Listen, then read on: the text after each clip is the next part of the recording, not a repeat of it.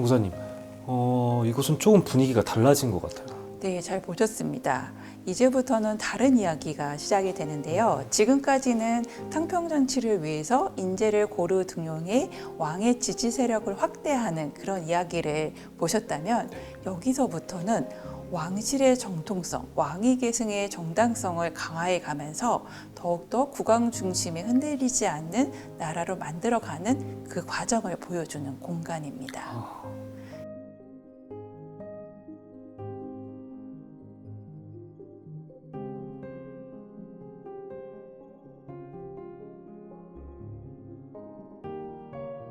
연구사님, 이건 옥새 아닌가요? 옥새는 아니고 아. 옥새는 어떤 공식적이고 행정적인 업무에 사용하는 인장이라면 이거는 굉장히 상징적인 인장이고요. 이거는 정말 세상에 이것밖에 하나밖에 없는 특별한 인장입니다. 어떤 특별함이 있나요? 여기에는 네. 영조가 직접 쓴 글씨가 새겨져 있는 인장입니다. 진짜요? 뭐라고 새겨져 있는지 궁금하시죠? 네네. 바로 이렇게 효손 83서라고 새겨져 있습니다.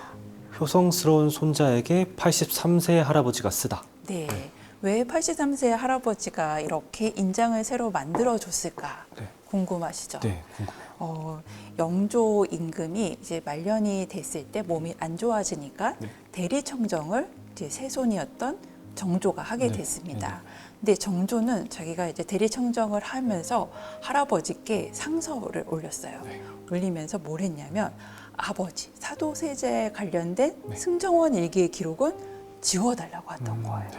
사실 역사의 기록을 지운다는 거는 굉장히 큰 일인데 그렇죠. 그거를 들은 영조 임금은 어떻게 했을까요? 기특해했나요? 네, 굉장히 오케이를 해주는 거예요. 진짜? 좋다. 그럼 사실 그 사도세자가 네. 굉장히 여러 가지 문제가 있어서 음. 죽음에 이르게 됐기 때문에 세손이었던 정조한테는 사실 결함 같은 존재일 수도 있거든요. 그렇죠. 왜냐하면 제인의 아들은 왕이 될 수 없다라는 그런 흉언도 돌았던 네, 상황이었는데 이걸 통해서 아버지 사도세자에 대한 기록도 지우면서 네. 또한 아버지에 대한 효를 드러내는 마음이라는 것을 네. 영조가 인정을 해준 것이에요. 그래서 너는 효손이다 네. 라고 인정을 하면서 이것을 길이길이 간직하라고 영조가 명령을 했습니다. 그러면 이 정조는 이것을 어떻게 관리를 하고 사용을 했을까요? 활용을 했을까요? 좀 바로 앞에 갖다 두면서 좀 신하들 보란 듯이 사용하지 않았을까? 맞아요. 그렇게 사용해서 나는 할아버지 영조가 인정한 정당한 왕위 계승자야 네. 라는 것을 드러냈습니다.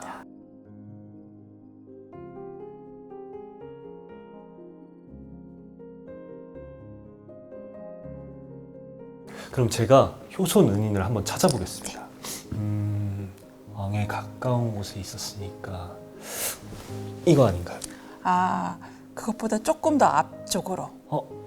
그럼 이거. 네, 맞습니다.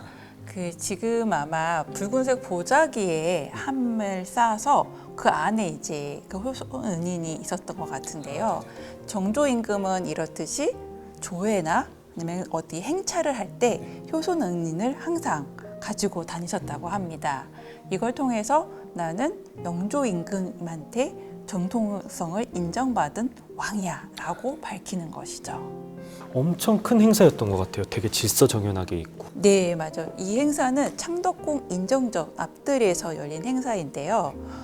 문효세자라고 아시죠? 네네네. 의빈성 씨와 정조 사이에서 태어난 정조의 첫 번째 아들이 태어난 것을 되게 기념해서 그 정조 임금님이 해경궁 홍씨와 그다음에 아버지 사도세자에게 존귀한 호칭인 존호를 올렸습니다. 그것을 기념하고 축하드린다는 의미에서 문무백관들이 모두 모여서 이렇게 자리를 하고 있는 것이죠. 이걸 보고 있으면 정말 배우님 말씀처럼 되게 질서정연하다라는 생각이 드실 텐데요. 그림에서도 의도적으로 붉은색 이 인정전을 바치고 있는 기둥 사이사이에 신하들을 배치를 하고 또 이 마당, 인정전 마당에도 붉은색 옷과 초록색 간복을 입은 사람들이 되게 가로선으로 줄지어 있어요. 그래서 그림 전체적으로 보시면 수직선과 가로선, 이 수평선 사이 중심에 바로 왕을 향해 하고 있다는 것이 보이는 거죠. 어쩜 세상의 중심에 수직과 수평의 중심에 왕이 위치한다라는 것을 시각적으로 표현한 그런 그림이라고 볼 수 있는 거죠. 그래서 왕을 중심으로 하는 황극탕평의 개념이 그림으로 잘 표현된 그 사례라고 볼 수가 있습니다.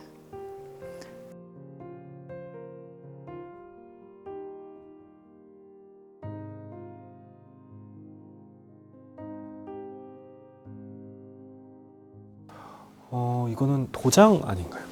예. 이 도장들에 어떤 글자가 새겨졌는지를 보여주는 되게 패널입니다. 이 패널은 정조 임금이 사도세자를 위해 올린 좋은 호칭, 시호 또는 조노를 어떻게 올렸는지를 보여드리는 건데요. 아까 보셨던 진화도에서 제가 조노를 올렸다고 했잖아요. 그게 바로 이 1783년에 올렸던 수덕동격이라는 이름을 올린 것이에요. 그래서 우리도 누군가에게 수식어를 붙일 때 어떤 수식어를 붙이냐에 따라서 그 사람 이미지가 달라지잖아요. 그렇듯이 사도세자에게도 계속 좋은 이미지가 들어가 있는, 좋은 뜻이 담겨 있는 그런 이름을 계속 붙여주는 거예요. 좋은 호칭으로.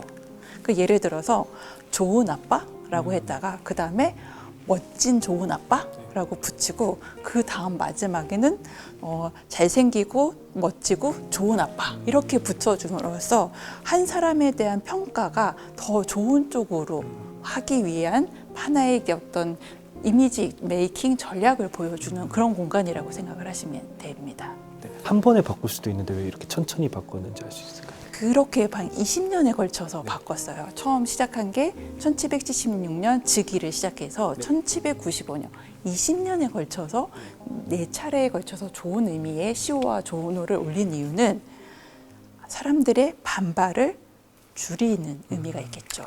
분명히 사도세자를 죽음에 이르게 했던 그런 세력이 있을 것이고 그 세력은 정조 임금이 등극을 한 다음에 본인들에게 어떤 안 좋은 일이 생길 것을 걱정을 했었을 것이에요. 그래서 그분들이 늘 잠재적인 반대 세력으로 남아 있을 수도 있는데 그분들을 계속 끌어안는 과정이라고 생각을 하시면 되고, 그리고 마지막에 8글자의 조노를 올렸어요. 읽어보시면 장윤, 윤범, 기명, 창유. 이 8글자의 조노는 왕이나 왕비에게만 올리는 거예요.